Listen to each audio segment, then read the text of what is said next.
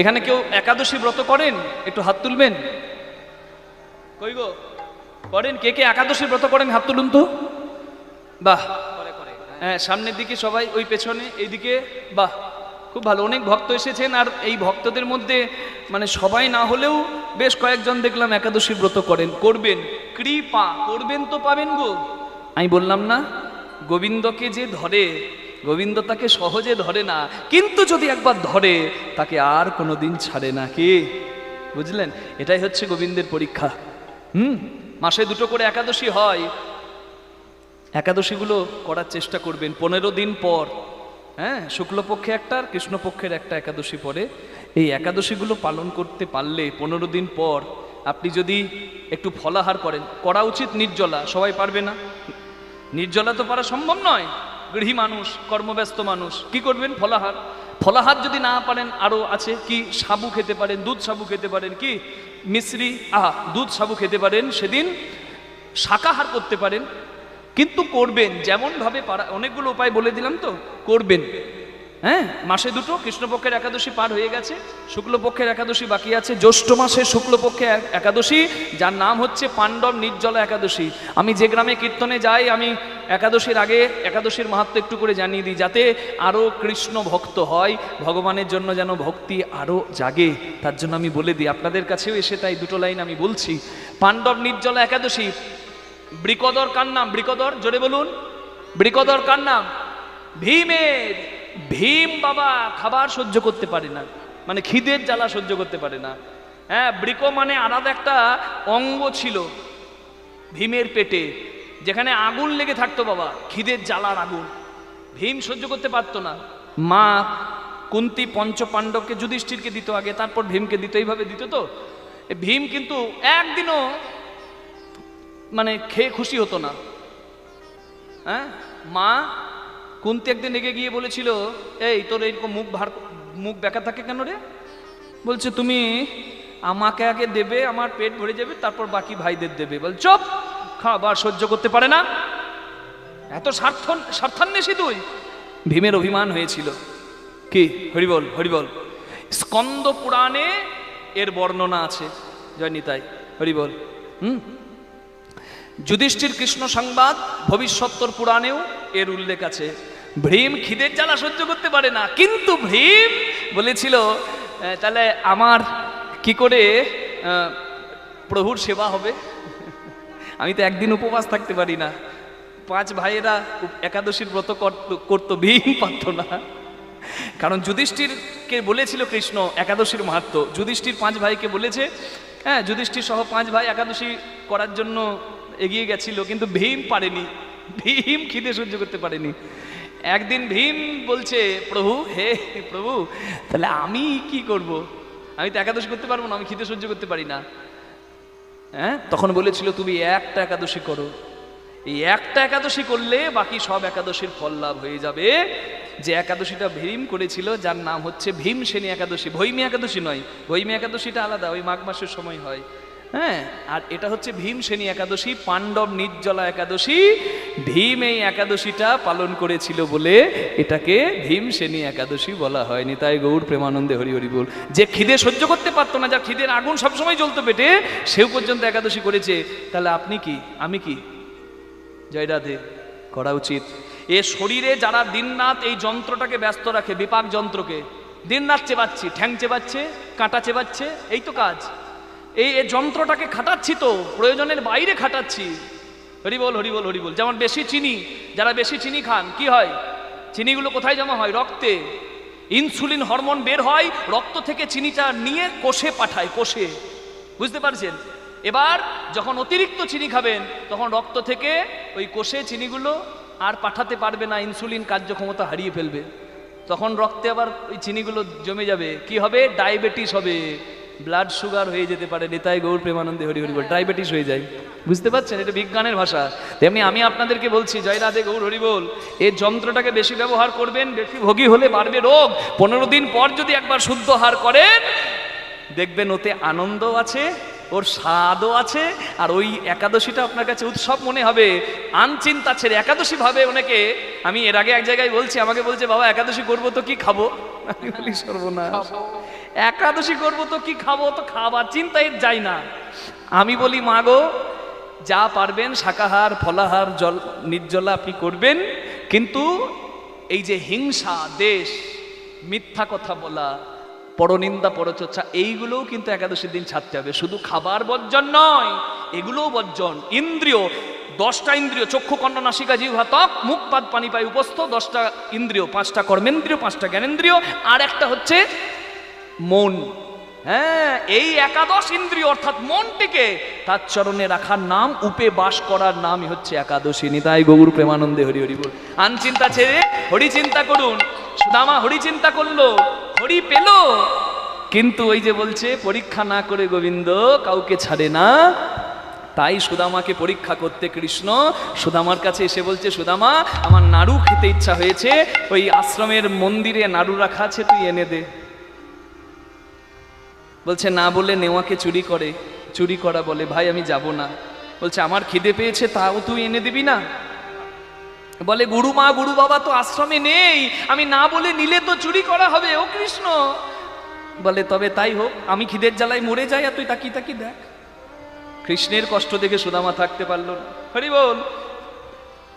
সুদামা গেল, কেশব মাধব দীন দয়ালা, केशव माधव दीन दयाला, जय जय केशव माधव दीन दयाला, केशव माधव दीन दयाला, गोविंद माधव गिरिधारी लाला, गोविंद माधव गिरिधारी लाला, बांके बिहारी जय नंद लाला, बांके बिहारी जय नंदलाल, बांके बिहारी जय नंदलाल। নাড়ু রাখা ছিল ভাণ্ডে, নাড়ুর ভাণ্ডটা নিয়ে যখন সুদামা আসছে কৃষ্ণকে খাওয়াবে বলে, যেখানে বাঘের ভয় সেখানেই সন্ধে হয়। গুরু মায়ের হাতে ধরা পড়ল।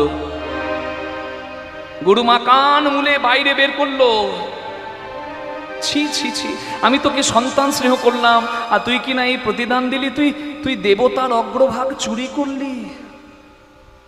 গুরুদেব এসে বলে, সুমুখী তুমি ভুল করছো, সুদামা চুরি করতে পারে না, আমি জানি। এ চুরি নিশ্চয়ই অন্য কেউ করতে বলেছে। এদিকে আয় বাবা, আমি তো তোর বাবা, আমায় মিথ্যা বলিস না, বলে এই নাড়ু কার জন্য চুরি করেছিস? সুদামা বলে, গুরুদেব আমি এই নাড়ু আমার নিজের জন্যই চুরি করেছি।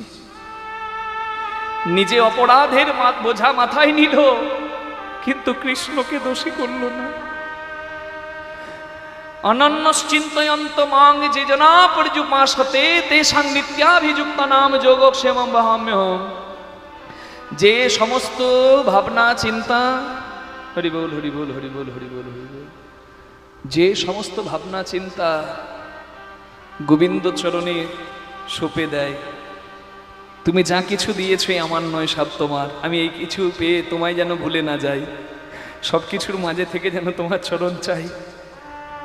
বলছে তার সমস্ত কিছু দায়িত্ব মাথায় করে গোবিন্দ নেয়। হ্যাঁ গো হরি বল।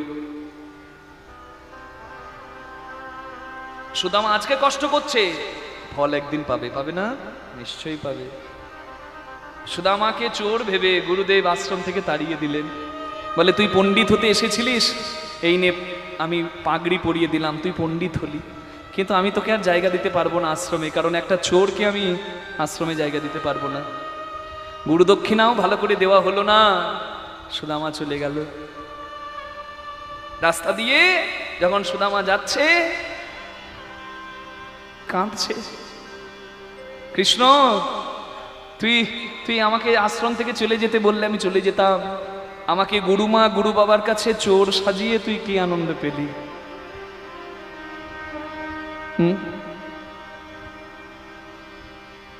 বিদায় বন্ধু, আর বোধহয় দেখা হবে না রে। তবে তুই আমাকে যত কষ্ট দে আমি তোকে ছাড়বো না। আমি চোর হয়েছি তাতে কি হয়েছে? তুই তো আমার ভালোবাসার, আমার ভালোবাসা আমার মধ্যেই থাক। যাবার বেলা বিদায়। একটি কথা শুধু বলে যা, জনম জনম ওই কৃষ্ণ নাম আমি যেন গাই। নিতাই গৌর হরি বল হরি বল। একটি কথা শুধুই বলে দা, জনম জনম ওই কৃষ্ণ আমি যেন কৃষ্ণ যাবার বেলা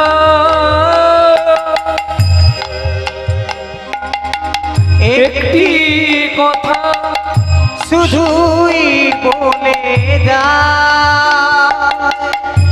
জনম জনম ওই কৃষ্ণ না আমি যেন গাই। যেদিন আমি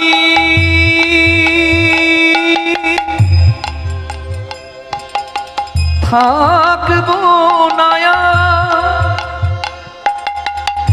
যাব গো বহু দূরে, যেদিন আমি থাকিব না যাব বহু দূরে। আমাকে চোর সাজিয়ে কেন তাড়ালি রে? তুই চলে যেতে বললে আমি এমনিই চলে যেতাম। আমি কথা দিলাম এই যে চলে যাচ্ছি আর কোনোদিন তো চোখের সামনে আসবো না। তুই রাজার ছেলে, তুই রাজা হবি, আমি ভিখারি ব্রাহ্মণের ছেলে কৃষ্ণ, আমি সুদামা, আমি হয়তো ভিক্ষা করব, কিন্তু ভিক্ষা করে খেতে না পেলেও কোনোদিন তোর কাছে যাব না। যেদিন আমি